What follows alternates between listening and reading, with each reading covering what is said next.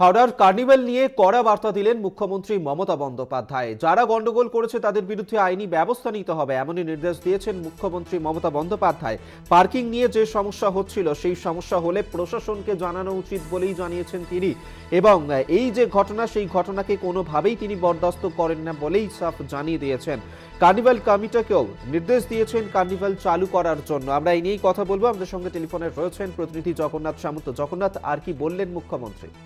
দেখো, একেবারে তুমি যেটা বললে সেটাই বললেন মুখ্যমন্ত্রী। অর্থাৎ ডুমুরজলা স্টেডিয়ামে হেলিপ্যাডে ওঠার সময় তিনি একেবারে কড়া বার্তা দিলেন যে এই কার্নিভালে পার্কিং নিয়ে যে সমস্যা হয়েছে সেই সমস্যা প্রশাসনের সঙ্গে কথা বলে মিটিয়ে নেওয়া উচিত ছিল। কেন এই প্রশাসনের সঙ্গে কথা না বলে এরকম করে একটি কার্নিভালের জায়গা যেখানে পার্কিং সমস্যা হচ্ছে সেখানে কেন মারপিট করতে হলো, কেন বচসা বাঁধলো? ওখানে তোমাকে প্রথমে ঘটনাটা বলে রাখি যে এখানে মনোজ তিওয়ারি অর্থাৎ ক্রীড়া প্রতিমন্ত্রী মনোজ তিওয়ারির কাছে বারবার খবর আসছিল যে ডুমুরজলার উল্টো দিকে ইকো পার্কে কার্নিভালের পার্কিং এ বেশ কিছু দুর্নীতি হচ্ছে, এবং এই দুর্নীতির খবর পেয়ে তিনি যখন এই রাস্তা দিয়ে যাচ্ছিলেন দেখে যে হ্যাঁ চারজন পার্কিং এর নিযুক্ত রয়েছে, তার মধ্যে পুরসভার লোক রয়েছে। একদম ডক্টর সুজয় চক্রবর্তীর একজন পিএ যে সৌরভ বলে নাম একজন, তার বিরুদ্ধে অভিযোগ আসছিল এই কার্নিভালের পার্কিং এ তিনি বেআইনিভাবে পার্কিং করা হচ্ছে। সেই সমস্যা প্রশাসনের সঙ্গে না কথা বলে একবারে হাতাহাতিতে জড়িয়ে যায়,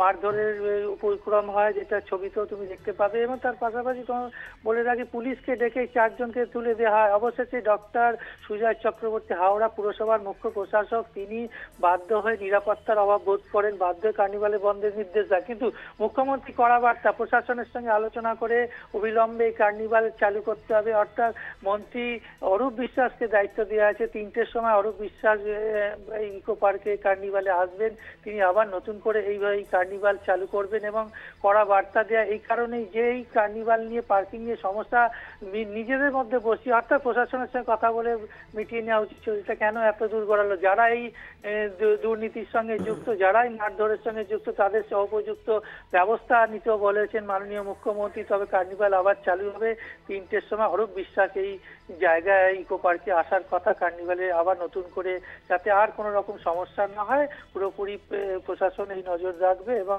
অরূপ বিশ্বাস এই বিষয়টাকে পুরো খতিয়ে দেখছে। ধন্যবাদ জগন্নাথ। তবে জগন্নাথ সামন্ত টেলিফোনে ছিলেন প্রতিনিধি।